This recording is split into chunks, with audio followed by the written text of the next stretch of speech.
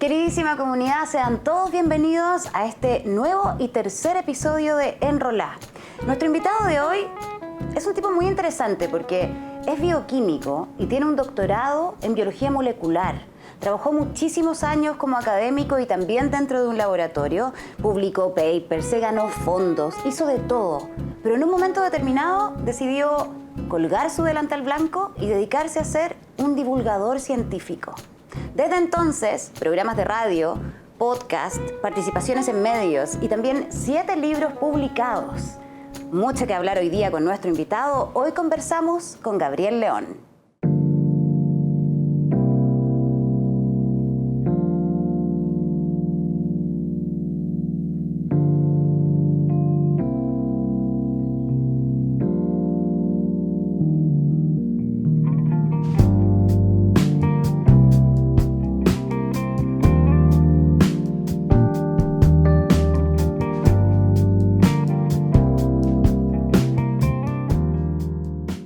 Gabriel León, bienvenido a nuestro programa. ¿Cómo estáis? Bien, ¿y tú cómo estás? Muy bien, también. Gracias por estar con nosotros. Gracias por invitarme, estoy muy contento. Oye, primera cosa, y esto es como de rigor preguntarle a todos nuestros invitados porque es obvio. ¿Cómo ha sido este año para ti? ¿Cómo has estado? ¿Qué has estado haciendo? Fíjate que yo tenía muchos planes, como todo el mundo, para este año. Me casé, de hecho, en diciembre, entonces venía con una lista grande de planes. Me imagino. Y con mi señora en marzo nos sentamos en la cocina, cada uno con un whisky. Muy bien. Agarramos nuestra lista y donde decía 2020... tarjamos y pusimos 2021. Ya, espérate. ¿Tú creís que para el 2021...? Sí, 2021, segundo semestre, puede que la cosa ande un poco más normal, pero al principio de la pandemia y en marzo era como, ¿sabéis qué? Esto viene para largo, viene grande, y por lo tanto... ¿Te acuerdas que al principio la gente decía... si usted no aprovecha la pandemia y no sale hablando otro idioma o aprendiendo a tocar un instrumento... Como o que, aprendiendo a hacer claro, pan, como que a usted nunca le faltó tiempo, sí. le faltó voluntad, sí. patrañas. Yo creo que para esta pandemia lo único que hay que aspirar es salir vivo y sano de la cabeza. Y con eso es suficiente. Porque es un año demasiado extraño, o sea, que limitan tus libertades personales, no poder salir a la calle, andar con mascarilla, no poder abrazar a la gente. Yo estuve 4 meses sin ver a mi hija, estuve 8 meses sin ver a mis padres, entonces eso no es normal. Y por lo tanto, superar eso y desde el punto de vista emocional seguir funcionando es más que suficiente. El resto, bien, si lo hicieron bien, pero cálmense. A propósito de eso, y aquí me voy a adelantar a lo que quería preguntarte al final, pero da lo mismo. Tú escribiste un libro, uno de los últimos libros que escribiste, habla acerca de la pandemia. Sí. Y es interesante porque por lo que me contabais, habla acerca de la pandemia como de las pandemias a través de la historia también. Porque esta no es la primera que llega, es la primera que nosotros vivimos. Claro. Y la vivimos de esta manera que tú también estás diciendo. Pero han habido otras pandemias en el mundo y cómo ha sido también... a la luz de la historia, del macro, ¿no? Porque a veces nos cuesta ver como el plano general. Sí. ¿Qué es lo que habla tu libro y qué es lo que cuenta de eso y qué luces nos puede dar acerca de lo que estamos viviendo hoy día? Bueno, es bien especial por varias razones. Por el momento cultural, es una, ¿cierto? En la Edad Media nadie tenía Instagram y uno compartía las selfies con la muerte al lado, ¿cierto? No, entonces, ni con la mascarilla de diseño. Claro. Entonces, por ese lado es distinto, las noticias circulan diferentes. Sí. Pero por otro lado, en la Edad Media nadie sabía por qué se enfermaba, ¿ya? Por aquella época se pensaba que el aire malo, el aire pestilente de las ciudades, no había alcantarilla, así que claro. se imaginarán más o menos de qué aire estamos hablando. Y eso enfermaba a la gente. Y por lo tanto, en un mundo donde nadie sabía por qué nos enfermábamos, nadie entendía cómo funcionaba el cuerpo humano. El cuerpo humano era sacrosanto. La anatomía humana casi no se conocía, o muy poco. Hacer disecciones estaba prohibido. Los artistas del Renacimiento comienzan lentamente a disectar cuerpos, algunos médicos un poco más curiosos también, pero eso pasó a partir de 1300, 1400. Por aquella época, siglo XVII, se pensaba que el cuerpo funcionaba con 4 líquidos. La sangre, la flema, la bilis negra y la bilis amarilla. Y de hecho, esos 4 líquidos o humores tenían que estar en equilibrio para que tú estuvieras sana. Si tú estabas sana, eso quiere decir que tus humores estaban en equilibrio y por lo tanto estabas de buen humor. Nuestra por idea eso se habla de por estar eso, de buen exactamente, humor. Nuestra idea moderna del humorismo viene de aquella época cuando entendíamos el cuerpo humano como una máquina que funcionaba con 4 líquidos. Cuando tú estabas de mal humor, estabas enferma. ¿Tenías algún desequilibrio en uno de esos humores? Exactamente. Y la mejor forma que encontraban para equilibrarlo de nuevo era botando la sangre. Literalmente te pinchaban una vena y te sacaban. Y te botaban la sangre. Eso se llamaba sangría. Claro. Que no es vino frío con frutita. Que no es lo que uno toma ahora para el verano, qué cosa más rica, no. es botar la sangre. ¿La gente se curaba con eso? No, la gente se moría de eso. ¿Pero cómo? Y la mejor parte de esto que uno podría decir, oye, gente bruta, la gente ignorante, todo el mundo, porque esa era la ciencia de aquella época, no, era el límite del conocimiento humano. Entonces, George Washington, que era padre fundador de Estados Unidos, primer presidente de Estados Unidos, tenía 3 médicos y un día le dio una amigdalitis y se murió después de 2 días. Y lo único que hicieron fue hacerle sangrías. En la última sangría le sacaron 1 litro de sangre. Entonces el señor y no murió. Es que le volvían a poner, no, le no, sacaban se botaba porque se supone que había desequilibrio, entonces había que botar sangre para equilibrar el barco y en eso la gente se moría. Las mujeres morían durante el parto de manera muy frecuente tiempo, porque los médicos no se lavaban las manos. Entonces los médicos manipulaban cadáveres y de ahí iban a tener un parto. Y la mujer se moría y la gente decía, nadie entendía por qué se moría. Sí. Entonces, estamos hablando de esa época. La peste negra, que fue la última gran pandemia en 1340, mató a 1/3 de la población de Europa. Es un montón. Y de hecho generó cambios culturales y sociales profundos. La gente pobre y la gente rica, ambos grupos disminuyeron, pero los que trabajaban eran los pobres. Y por lo tanto, cuando los ricos tuvieron de nuevo que recuperar su forma de vivir y tuvieron que contratar gente, ya no había gente que contratar. Y por lo tanto tuvieron que pelearse a los pocos que quedaban. ¿Qué implicó eso? Que los sueldos subieron. En esa época la gente pobre comió y se vistió mejor que nunca en la historia porque los sueldos se triplicaron. Y entonces produjo un desbalance completo. La oferta y la demanda del Exactamente. mercado. Entonces produjo un desbalance completo en todo, ¿cachai? No fue solo que hubo enfermedad. Fue un cambio cultural, social, económico, demográfico, cambió todo. Es lo mismo que está pasando ahora, que lejos. Incluso esta pandemia nos pilla de alguna manera mejor preparados desde el punto de vista de la ciencia y con más conocimiento, como dices tú, pero también está generando esos cambios profundos que tampoco podemos saber. Y de hecho, si no los produce, estamos en problemas. Exacto. Porque el origen de esta pandemia no tiene que ver con que, porque acuérdate que la narrativa era al principio, oye, un chinito se toma una sopa de murciélago y no, po. Y yo creo que esa idea tiene 2 problemas. Uno, está equivocada y 2, es peligrosa. Está equivocada porque claramente ese no es el origen de la pandemia. De hecho, en Wuhan ni siquiera venden murciélagos, ¿ya? Y la segunda idea es peligrosa porque oculta la real causa de la pandemia, que somos nosotros. No un chinito tomándose una sopa, la economía global. ¿Cuál es la real causa de la pandemia? Mira, ¿Se puede establecer? Sí, claro. De hecho, hay bastante consenso al respecto. Estas enfermedades se llaman zoonóticas. Pasan de animales a seres humanos. ¿Ya? Nosotros en Chile tenemos una de esas, el anta. El anta tiene toda la El anta pasa de ratoncitos a seres humanos. Y yo nunca he visto a nadie comiendo sopa de ratón. No. ¿Qué hacemos? Nos vamos a meter donde los ratones viven. Y ahí quedamos en contacto con esos virus que no conocemos, pasan, mata al 30% de la gente que contagia. Entonces, las ciudades se expanden.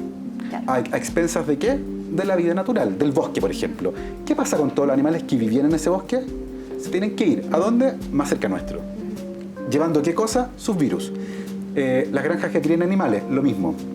Animales con sus virus conviviendo muy cerca con seres humanos. Eso facilita que los virus salten a los seres humanos. Entonces, al final es la destrucción de la naturaleza. En el fondo, esta idea ridícula de que en un mundo con recursos finitos tú puedes crecer de manera infinita y que sin la única, afectar a los demás y sin que eso se te devuelva. Por supuesto, de esta manera. Y que la naturaleza es indestructible. Claro. Y que la única forma de medir el desarrollo humano es el PIB. Exacto. Todo eso está en crisis. O sea, el tema está súper instalado. Hablando precisamente de eso y del tema de esa idea de la ciencia tiene que estar donde tiene que estar y cómo le estás explicando la ciencia a la gente. Claro. Tú tomaste una decisión en un momento de tu vida que tuvo que ver con salirte del laboratorio, con salirte de los papers, con salirte de la academia, para precisamente hacer esto de lo que estamos hablando, ¿no? Volverte como una especie de divulgador científico y un comunicador científico. Y publicar libros, y hablar con los niños, y estar en la radio, y en estas conferencias y conversatorios. ¿Qué pasó en tu vida que provocó ese cambio? Fue el fútbol. ¿Por qué? ¿Cómo? Porque a mí siempre me gustó escribir, eso es verdad. Cuando era chico escribía cuentos, la ciencia yo la amo, mi médula es la ciencia. Espérate, ¿te diste cuenta de que querías ser científico cuando chico, así como muy chico? Sí, claro. Porque cuando chica la gente quiere ser como astronauta o que puede ser, está cerca de la ciencia, o bailarina, en mi caso, veterinaria. Pero ¿cuándo dijiste como por qué? ¿Cuál era tu referente para decir quiero ser científico? Yo decidí a los 12 o 13 años que quería ser científico, sin saberlo. Porque leí, o sea, yo era un niño muy curioso. En mi casa había un taller, mi papá es técnico electrónico, y en la casa había muchas herramientas, y yo tenía un destornillador. Entonces yo desarmaba todo. O sea, mi abuelo tenía una radio, esta transistor antigua que escuchaba en la oreja, roja, y un día se echó a perder. Entonces yo decía, ¿quién está dentro de la radio? O sea, ¿Cómo de sale esa una voz que sale de esa de ahí? caja? No, que viaja por el aire. Yo decía, ¿Qué? ¿cómo que viaja por...? O sea, yo no escucho la radio en el aire, tengo que escuchar acá. ¿Cómo funciona esto? Así que un día agarré el exterior y había rara, ¿qué había dentro de esa cosa? Pues. No había nada. Pues. No respondió tu pregunta. No pude armarla tampoco. Así que mi abuelo se quedó sin radio. Desarmé relojes, desarmé televisor, desarmé un montón de cosas. Pero hay un niño curioso y preguntó. Tremendo. Gracias que nunca me quitaron el destornillador. O sea, siempre me potenciaron eso, ¿cachai? Bueno, no fue como, ¿cachai? Porque eso es no terrible. Lo hagas, claro. Y esa curiosidad así, pero infinita. Un día me comí una planta en mi casa. ¿Cuál? ¿Cómo? ¿Por Manto qué? de Eva. Estaba en el jardín porque la miré y dije, oye, pero parece apio. Debe ser apio, po. Y me comí la planta. Y entré a la casa. ¿Te pasó algo? Rojo. Mamá, tengo un problema. No podía hablar, tenía la lengua hinchada. Me salía espuma por la boca, pues esa planta es venenosa. No. Y uno sabía, tiene oxalatos de calcio. No es una toxina muy cool, ¿cachai? Es bien flight como toxina. Que tuviste alucinación, pero no, pero es muy bacán. efectiva. Es como le dice a cualquier animal que se la quiere comer, viejo, no me comas. No me comas. Por Qué favor. seca las plantas. Son bacanas las plantas. Menos mal que no te comiste como unos hongos. No, y ¿cachai? así. Que lo de las plantas es bacán porque las plantas no pueden moverse. Donde cayó la semilla, ahí se quedó la planta. Y por lo tanto, si cambia el sol, si llueve mucho, si llueve poco, si llega, ahí se quedó la planta. O sea, o se adapta o muere. Entonces los mecanismos de defensa de las plantas, aprendí yo de chico, son muy variados e incluyen intoxicar a los que se las quieren comer. Entonces terminé en la posta, ¿cachai? Y ese fue mi primer experimento científico. Sin querer. Porque miré la planta, hice una observación, dije, oye, parece apio. Después hice una hipótesis. Y dije, si se parece al apio, debe ser comestible. Y después Un experimento, me comí la planta, un resultado, terminé intoxicado, así que no es comestible. Conclusión, no me puedo comer cualquier planta. Y después yo divulgué los resultados de mi investigación porque le conté a mis amigos. ¿Cachai? Entonces, ahí tenéis todo el completo. completo. Y todos los niños y las niñas son iguales. Todos descubren ¿Lo hacen el mundo todo el tiempo? Y yo a los 12 años, además, de este cabro chico con estas ideas locas en la cabeza, leí un artículo en una revista que se llamaba Muy Interesante. ¿Cómo olvidarla? La revista Muy Interesante. Bueno, yo leí ahí dos palabras juntas que nunca había visto juntas. ¿Cuáles? Ingeniería y genética. Y yo aluciné. ¿Y te quedó la embarrada? Aluciné, o sea, me quedé la cagada, no. Fue tanto que ese año nos hicieron en el colegio disertar, por primera vez. Ya. Y todos mis compañeros disertaron de bandas de música o equipos de fútbol. Obvio. Yo, el ñoño, diserté de genética molecular, porque yo aluciné con esto. ¿Cómo Entonces yo decidí a los 3, no, porque de verdad yo rayaba, yo decidí a los 13 años que quería clonar genes. No tenía idea cómo, dije, yo quiero clonar genes. Y ahí me quedé. Cuando llegué al último año de colegio... Eso, Gabriel, solo porque lo leíste en esa revista, no, es que o leí lo el viste en artículo, una película. Es que leí el artículo y lo que decían ahí era una cosa que... estabas hablando, sí, no era... Es una revista de divulgación, está escrita en un lenguaje súper común, muy liviano, no tiene nada técnico, pero el potencial de lo que describían ahí era una cosa alucinante, me llevaba a los pelos, mira. Entonces dije yo quiero hacer eso cuando grande. Y nunca abandoné la idea. Y cuando llegó el momento de estudiar, fui a mirar y con mucha desilusión me di cuenta que en Chile la carrera de ingeniería genética no existe. Entonces dije yo, diantres, ¿qué hago? Y alguien me dijo, ¿sabes qué? Bioquímica. Entonces miré la malla de bioquímica y tenía un ramo que se llamaba genética molecular. Y con eso ya y te dije, convenció. aquí estamos. Listo. Entonces por eso entré a estudiar bioquímica. Y el tercer año en la carrera, mi primer trabajo como bioquímico en el fondo, cuando uno va a un laboratorio y dice, profesor, disculpe, me gustaría trabajar con usted. Y tú pasas de los laboratorios de docencia, que son ahí nomás, a los de investigación, que es la NASA. Son bacanes. Con refrigeradores que no tienen comida, tienen puras cosas raras dentro, y con ruido, y con aparatos raros, y lucecitas, y microscopios de 300 millones de pesos. Entonces, wow. Y ahí mi primer trabajo fue clonar un gen. No, eso como la oveja Dolly, así como en esa volada de... Una cagada, era un gen de este porte. Pero yo estaba feliz, entonces yo andaba, porque además se secuenciaba a mano en esa época, no como ahora. Ahora venden unos dispositivos que son como un celular, que se llaman mini ion, y tú lo conectás con un cable USB a un computador, agarras la muestra y secuencias un genoma completo en una tarde. Y listo. En esa época no, había que hacer 3 días para secuenciar un pedacito de... Y yo andaba con mis secuencias a cuestas, ¿cachai? Y las revisaba y andaba con los geles, ¿no? Así, ñoño total. Pero entonces ahí al principio lo pasaste bien. No, ¿Qué pasó después en el tema de...? Me desvió volviendo, no, está todo bien. Volviendo como al punto de quiebre. Sí, bueno, ahí entré yo era una vorágine porque nunca más para estudiar. Claro. Terminé el pregrado, me fui a Francia a terminar mi tesis, volví a Chile, entré al doctorado. Perfecto. O sea, nunca salí de la universidad. Terminé el doctorado, hice el postdoctorado. Creo que eso de nunca fui a una entrevista de trabajo. La cosa de la academia, de la educación continua de la academia, que es sin parar y que te puedes pasar 20 años estudiando. Mis amigos me cuentan, oye, la entrevista con el psicólogo, claro. Nunca he ido a una. Capaz que sea psicópata y no lo sabemos. No. Nos vamos a enterar un rato más. Eso de dibuje el arbolito, la lluvia, sí, no sé. Dibújate abajo la lluvia. Jamás he hecho eso, nunca. Fui a la universidad, oye, encargo, estoy yo aquí, son mis venga para acá. ¿Pero nunca sentiste en todos estos años de estudiar, o de estar en el laboratorio ahí, que estabas ahí como a punto de volverte loco? Qué interesante, para allá vamos. Ya. ¿Cómo te das cuenta tú de eso? ¿En qué momento estáis corriendo? Tenés que quedarte quieto. Me ha pasado. Cuando paráis. Cuando paráis y te vayas a cresta. Me faltaba el guaracazo. Sí. Y ese fue cuando me corté el tendón de Aquiles jugando fútbol, lo que te contaba. Por eso el fútbol tenía importancia acá. El fútbol es muy importante. Me encanta el fútbol.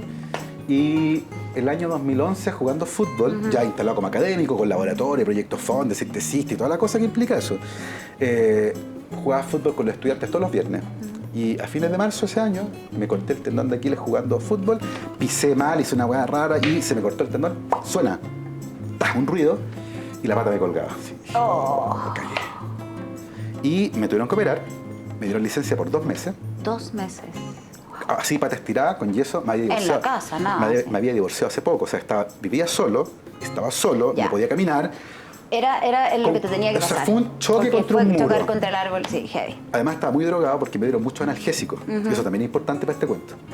Entonces, el nivel de drogadicción, estaba en ese estado mental. De dopado que estaba ahí. Estaba en ese estado mental y dije, voy a escribir una novela policial. Pero mira, ¿por qué? Porque se me ocurrió. Entonces dije yo, y agarré el computador, lo abrí, Word, página en blanco. ¿Ya? El cursor ahí. Sí. Y dije, oye, pero esto es ridículo, no puedo hacer, es como que es como hubiera dicho, voy a pintar la Mona Lisa, no sé. No, pero esto es una tontera. Pero tenía tiempo, tenía ganas de escribir, y ¿sabes qué? Voy a empezar un blog de ciencia. Ya. Pero no quiero enseñar ciencia, yo no quiero ser el profe de ciencia. Quiero contar estas historias choras que yo encontraba bacanas, que me habían contado en la universidad sobre ciencia, y que nadie las contaba. Y dije, yo quiero ser ese tipo. Ya. Entonces empecé el blog, una historia al mes me propuse, así. Terminó la licencia, volví a la universidad, una historia al mes. Y de repente, teléfono. Hola, hoy soy del diario no sé cuánto, vi tu blog y me gustaría replicar tu columna. Ya, pues. Ok. Me pidió permiso, básicamente. Sí, dale. Muy bien, casi nunca lo hace. Después, oye, radio, oye, me gustaría invitarte a una entrevista a la radio. Empezó. Ya. ¿Sabes qué? Bien, después un día en la noche, Gabriel, sí, hola, soy Matías del Río, trabajo en TVN, me conseguí tu número. Después caché que los periodistas tienen como una red de tráfico de teléfonos. Se pasan tus datos. Oye, esto tiene sale fuera de esto, ¿cachai? Tiene un impacto. Me pareció súper interesante. Y un día fui a la radio Bio Bio, me invitó la Rayena a su programa con el Álvaro Escobar a explicar algo del blog. Perfecto. Y me dice, tú eres un científico raro, me dice, porque se te entiende lo que dices. Como que explicáis bien las cosas. Sí, tenéis una cosa como pedagógica, claro, como didáctica. Y yo, me sale, ¿cachai? Como natural. Sí. Bacán. Al mes me llaman de nuevo. Otra noticia más que yo hablé en el blog. Y al final la Rayena me dice, ¿sabes qué? Panelista. ¿Por qué no he visto los miércoles? Obvio.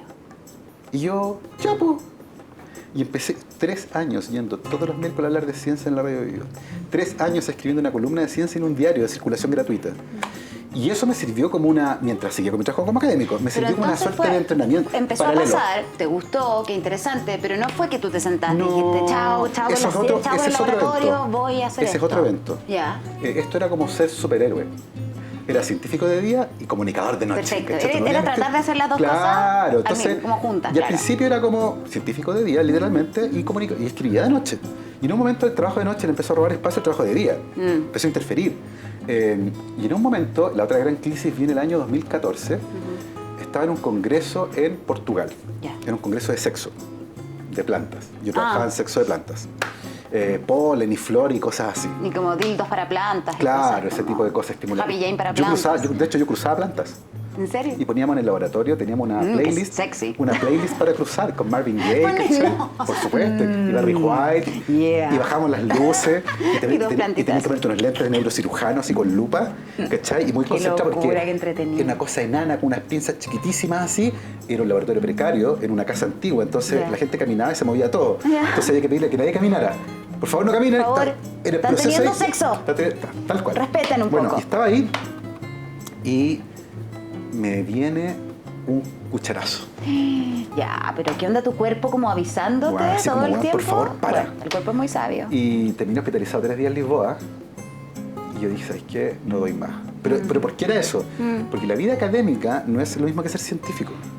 Yo era feliz en el laboratorio, pero las reuniones, las clases, las otras actividades, que esto, que para allá, que no sé qué.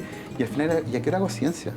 No estaba nunca en el laboratorio. La vida académica también tiene una exigencia, te pregunto, que tiene que ver como con estar publicando constantemente, y no uno, sacando y papers después de dos, cualquier cosa, lo que sea. 3, 4. Y como que eso te valoriza en ese mundo y eso debe ser muy, muy estresante, ¿no? De hecho, yo creo que esa forma de evaluar va hasta en crisis. Todos los científicos jóvenes están reventados. Sí. Porque entran y es como, ya joven, usted tiene que publicar 3 papers al año. Y es como, ¿cómo? Si yo vengo a Estados Unidos con $1 millón al año para investigar y me vengo a Chile que tengo 150 millones, es como que no me da. No me da. Y la exigencia es gigante, entonces la gente se divorcia. Pero al final es más como cantidad que calidad. Lamentablemente sí. Y eso también... O sea, eso influye, hace obvio. que... Porque al final sí. es como... Fíjate que hay una cosa que le pasa a nosotros los científicos. Cada vez que tú publicas un artículo científico, está tan viciado el sistema y está tan internalizado que lo primero que te preguntan es ¿dónde lo publicaste? ¿En qué revista? No te preguntan qué descubriste, que es la pregunta más interesante. ¿De qué se trata? Claro, no. ¿Cuál es la...? ¿Dónde lo claro. publicaste? ¿Qué revista? Y es como en Nature. Ah, súper bien. ¿Por qué? Porque eso implica puntos para tu próximo proyecto y para subir en tu carrera. O sea, si tú no publicas, no sigues en tu carrera y eso implica que ganas un sueldo más bajo y que eventualmente te pueden echar. Entonces, es súper neurótico el sistema. Pero es bien parecido a otros sí, ámbitos y otras industrias, en el sentido como del absolutamente. estatus y de lograr estar arriba todo el tiempo en base a nada. Y hay personalidades que lidian bien con eso. La gente que es súper competitiva y que es como ganadora y que tal vez un poco déspota incluso. Y yo no, pues. Entonces yo soy como medio... No era de eso. Yo quería disfrutar lo que hacía y lo dejé de disfrutar. Entonces, todo eso fue, ¿sabes qué? Y empezaste a disfrutar también esto otro. Y empecé... Entonces, en un momento, ¿sabes qué? Me gusta más mi trabajo de noche. Sí. Y ahí mi jefe me dijo, ¿sabes qué? Hagamos algo. ¿Por qué no intentas y asumes este cargo que quedó disponible, que es director del Centro para la Comunicación de la Ciencia, y durante un año haces las dos cosas? Ya. Y después de ese año decides qué quieres hacer. Pero ese cargo era perfecto para ti, po.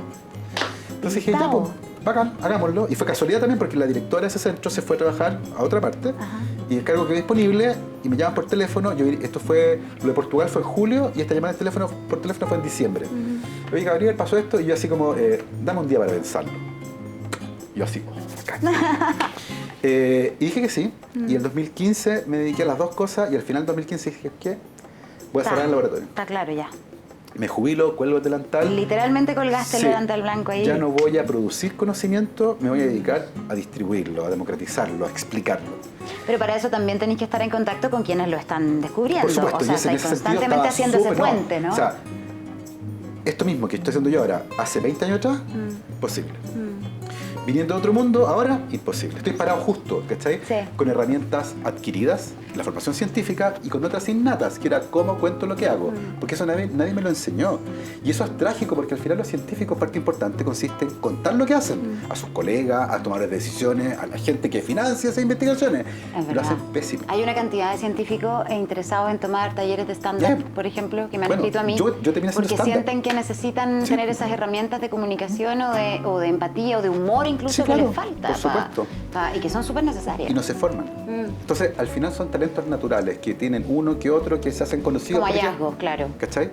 Entonces, al final tomé eso y dije, ¿sabes qué? Esto es. Y me cambié, me dediqué a la comunicación de la ciencia y hace 3 años atrás, el 2017, decidí dar el último paso que me quedaba. Y era quemar el último puente y decir, ¿sabes qué? Voy a hacer esto mismo, pero fuera de la universidad.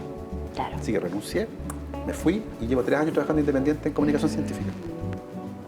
¿Y por qué, en base a toda esta experiencia que me estáis contando, y a todos estos cambios que tuviste y a este momento también en tu vida hoy, de independiente, de autogestionado, de que hacís tu podcast tú mismo, lo editáis, lo grabáis, lo subes tú también, tu programa de radio, tus libros, también todo, ¿por qué sentís que es tan importante acercar la ciencia a las personas que no somos científicos? O a los niños, en el caso también de los libros que escribís que son para ellos. ¿Por qué es fundamental este trabajo que tú haces y que otros hacen, ¿cachai? Yo uso otra palabra, no uso la palabra ni importante ni fundamental. ¿Cuál? Inevitable. ¿Inevitable? Como Thanos. Perfecto. Es inevitable. ¿Por qué? Porque todo es ciencia. Fíjate que pasa algo súper divertido.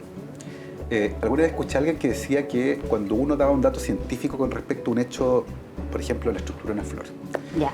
y uno decía, no, el color es por tal cosa, qué sé yo. Y alguien decía, ¿por qué los científicos hacen eso? ¿Por qué convierten algo que es bello en algo anodino?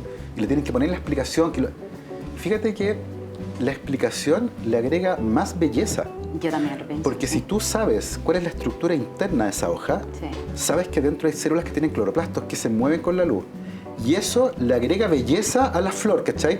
La belleza estética tiene una belleza interna que es invisible si tú no sabes Y ciencia. la belleza como del misterio y de Absolutamente. ese misterio un poco Y de las explicado, preguntas, y de pero las que sigue preguntas, siendo un por misterio supuesto, igual. porque siempre hay preguntas. Sí. Y eso para mí hace que la vida valga más la pena. Yo hago pan, pero además entiendo el pan. Y el pan que yo hago y lo entiendo me gusta más todavía, porque sé qué pasó ahí, ¿cachai? Y eso pasa con todo. No le quita belleza, no le quita misterio, no lo convierte en algo soso, al revés. Le sube, le aumenta, le da más. Y al final, si tú lo pensáis, todo el mundo tiene preguntas sobre cualquier cosa. La curiosidad finalmente es un derecho humano. Todo el mundo se dice, ¿por qué eso es así? ¿Por qué está esa luz acá? ¿Por qué me veo al revés en una cuchara? ¿Por qué si hago así es frío y si hago así es caliente? Todas esas preguntas son tremendas. Y uno dice, ¿viste cómo están? Mira cómo quedó. No, si uno parte en esa no para más. Y es como... Y poder explicarlo es bacán. Ser el primero que encuentre la explicación, que cuando uno descubre algo en el laboratorio, es aún más bacán. Entonces, para mí es inevitable, ¿cachai? Es como... Entiendo. Es parte de la naturaleza humana. Donde sí considero que es importante hacerlo en visibilizar ese hecho, en el fondo. No es que a alguien que le guste la ciencia sea especial, es ñoño, es raro. No. Está expresando algo que es parte de la naturaleza humana. Somos monos muy especiales. Somos eso. Somos un grupo de primates, igual como otras 7 especies de humanos que ha habido en la historia. Esta es en particular bien especial. Tenemos un poco menos de pelo, caminamos erguidos en 2 patas y tenemos un cerebro gigante. Y ese cerebro gigante, cuando aparece en un momento de la historia de la especie, nos invita a descubrir 2 cosas. La primera es contar historias. Sí. Y cuando empezamos a poner las manos en las cavernas, ¿cierto? Con las manos pintadas rojo, estamos contando historias. Sí. ¿Cuándo pasa eso? Cuando dejamos de arrancar y teníamos comida. Entonces en un momento dijiste, ¿sabes qué? Cuando nos quedamos en un lugar. en el Ya fondo, comí, no, Claro. un poco antes que eso, ya comí, Ajá. tengo un fuego, como que el depredador no me va a comer. Chucha, tengo tiempo libre. Y ahora ¿Qué ahí, hago? el momento de... Soy claro. creativo, vengo y cuento historias y me hago preguntas. Y me hago también. preguntas. La ciencia y el arte nacen juntos, de ese momento, ¿cachai? Qué bonito. Con un cerebro grande. Entonces al final es lo que nos define como especie. Totalmente. Entonces, y eso para mí hay que... Estos somos, Sí, ¿cachai? sí. El día que nos dejemos de hacer preguntas, sonamos. Es que encuentro importante estimularlo de alguna manera, o que tú digas esto y que todos en el fondo, y ojalá los que estén viendo también les esté pasando al verlo, que estén como activando esta situación de hacerse preguntas raras, que también es lo Sí. que tú planteas en tu libro, porque siento que cuando niños no nos cuesta nada. Pero en la medida que nos volvemos adultos, de alguna manera empezamos como a apagar ese instinto. No cuesta nada recuperarlo, pero hay Sí. como que tener esa voluntad. ¿Por qué pasa eso? Y también, ¿cómo podemos volver a ser Ya. esos niños curiosos que debiéramos ser siempre, ojalá? Yo creo que es el colegio. La educación, el sistema educativo. Sí. ¿Por qué? ¿Por qué influye eso? ¿Te pusieron nota alguna vez por hacer una pregunta? No, de hecho creo que me retaban a veces por preguntar tanto o me quitaban los libros. Yo estaba en una clase de algo y estaba Sí, leyendo un libro por de otra supuesto. cosa, pero me quitaban el libro Sí, por estar leyendo ya. y no, ¿cachai? Cosas así. Yo en la universidad tenía un método para identificar a los buenos estudiantes. Ya, ¿cuál? No era el que contestaba preguntas. Cualquiera contesta una pregunta. Sí. Por suerte, porque se la soplaron, porque la leyó antes, Porque por se la memoria. aprendió, claro. Pero el que te hace una buena pregunta, esa es otra categoría, porque ese o esa entendió algo, se le asentó en el cerebro y le prendió otra luz acá. Y es como, generó un espacio nuevo de desconocimiento, ¿cachai? Como, Está como creando otras conexiones. claro, dijo, oye, si esto es así, entonces, ¿por qué esto otro? Ya, y los que hacían buenas preguntas decían, anotado. Este es. Y después los revisaban las pruebas, bacán. El que hace preguntas le va bien en las pruebas. La gente entendió mejor. Pero en el colegio al revés, po. En el colegio es, yo te pregunto y tú contestas. Y tenés que contestar a la primera, Y porque si no, te pongo un contestáis 1. mal también es Castigo, claro, pésimo. castigo, Sí, castigo. sí, Eso sí. es pavloviano. Coche con el perrito de la campanita, es pavloviano. Porque después te da miedo, Hablo, te da terror. pues, y ahí está, pues, te da miedo. Mira, doy charlas para todo el mundo. Siempre que hago charlas para adultos, siempre se queda uno hasta el final, que espera que todo el mundo se vaya y se me acerca calladito a decirme la pregunta porque la Porque no vergüenza- se atreve. porque su pregunta era tonta. Porque uno piensa que la pregunta que tiene es tonta. Ya, y eso para mí es la herencia del colegio. ¿Cachai? Es como, ¿cachai? Como, Sí. los científicos estamos todo el tiempo haciendo preguntas, ¿cachai? No, que es otro problema. Usualmente asociamos a los científicos a las respuestas. Sí, y a las verdades absolutas, Y además, claro, la ¿no? ciencia es la verdad, ¿no? Como ¿cachai? a la exactitud. Vivimos en el mundo de las preguntas y la incertidumbre. El científico está con una caja de fósforo ahí, prende un fosforito y alumbra un ratito y avanzamos un poquitito. Pero básicamente es el reino de la incertidumbre. Entonces hay que cambiar también eso. Entonces el miedo a la pregunta, el terror a no saber viene del colegio. Y está 12 años de entrenamiento. Entonces, claro, llegaban a la universidad estos cabros, estas cabras, 18 años, yo les preguntaba algo y era igual que un conejo en la carretera. Cuando están encandilados, así. Y se escondían, ridículo, yo estaba al lado de ellos, como No, que pues así. si uno se tiende a así, esconder, uno ¿cachai? hace así como en la clase, Entonces, como que no, yo tomaba no mi querés que te vean. Yo tomaba mi puntero láser acá en la frente. Pero Usted. Como Darth así, Vader, así así. como yo, no, usted.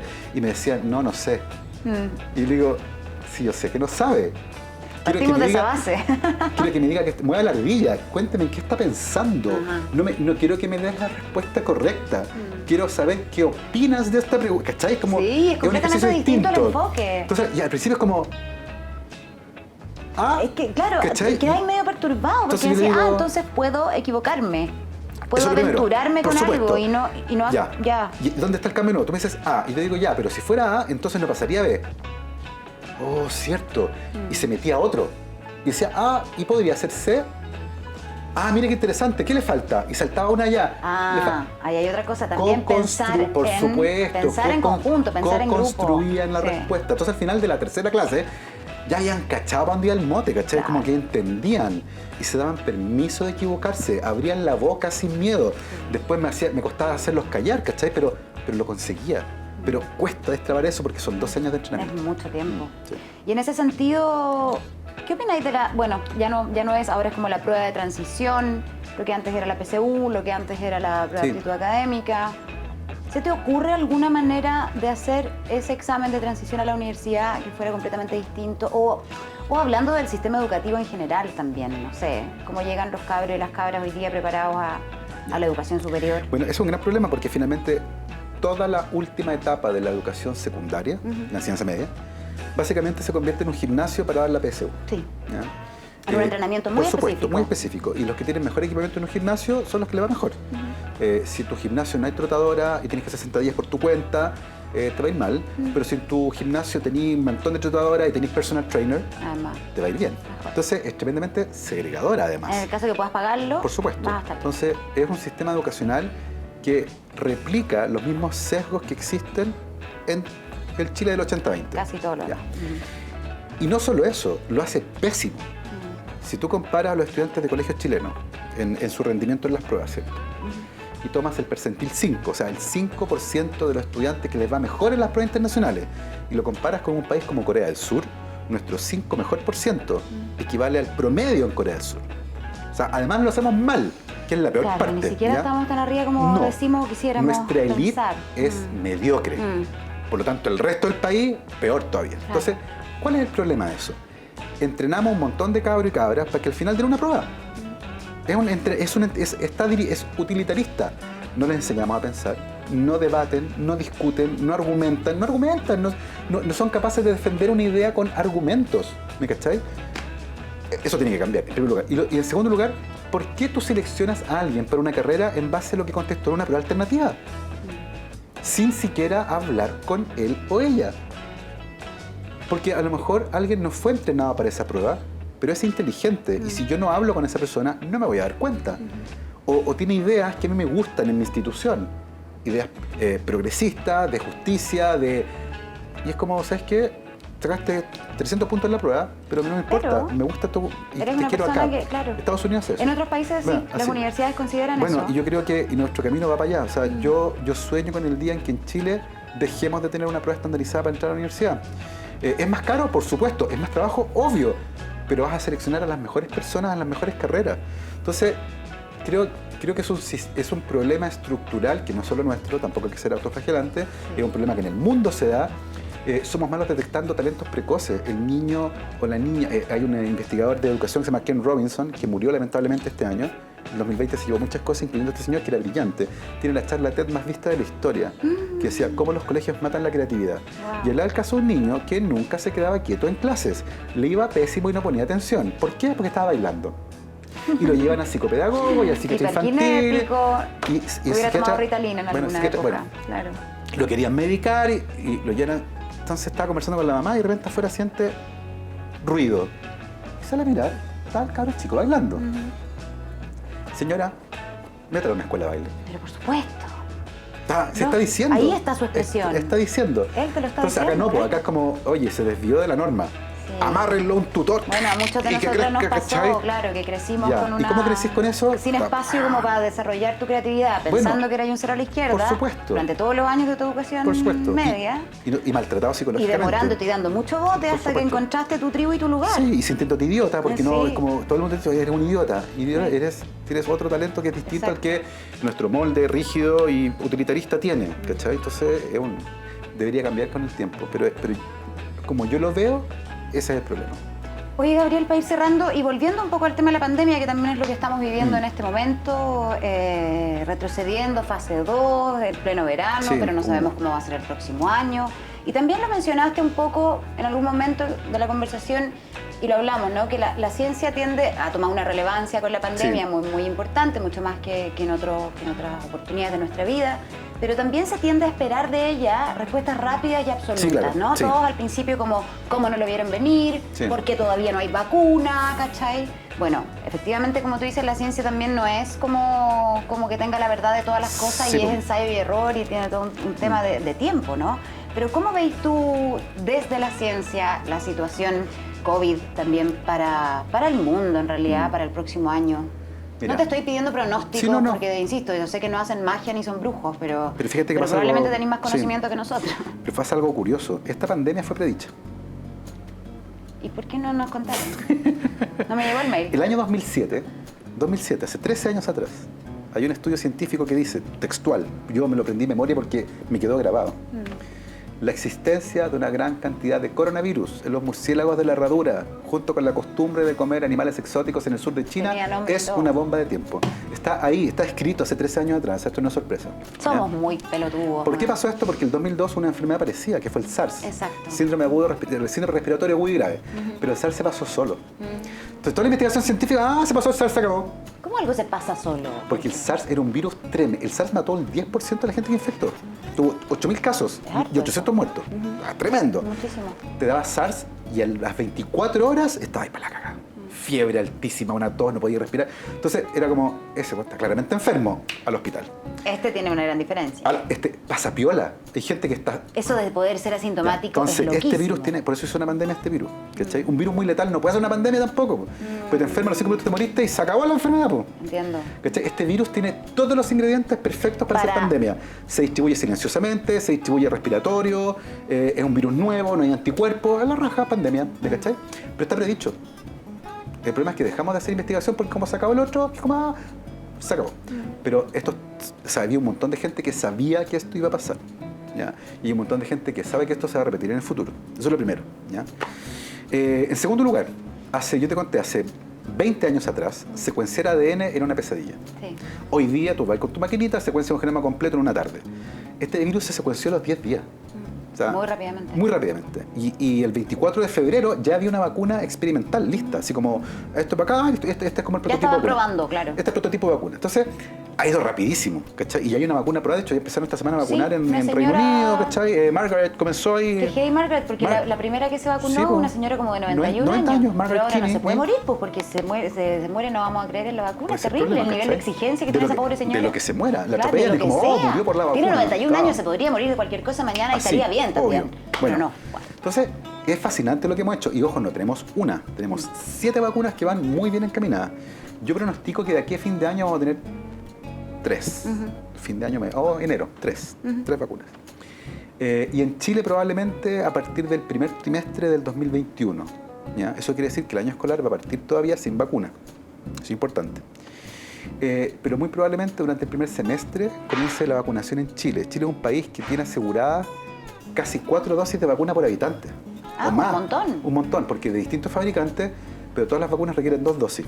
Perfecto. separadas por 21 días. Claro, porque todavía no se especifica cuánta inmunidad nos va a dar esa Claro. vacuna. No sé, se ha estudiado, pero requiere un booster, que es como el refuerzo. Perfecto. Que pinchan una vez y ojo, que incluso Y te van a venir un poco los síntomas, sí, ¿no? no, Como y un con la pinchazo te puede influenza. generar... Y eso es divertido también porque dice la gente con la influenza, por ejemplo. ¿Te Sí. vacunaste contra la influenza? No, y me dio influenza porque me dio fiebre y me sentí mal. No, no es claro. Y hay que explicarle a la gente que no, po. No es eso. Es tu sistema inmune, porque la fiebre no es del virus. No. El dolor de cabeza no te lo da el virus. El malestar no te lo produce el virus.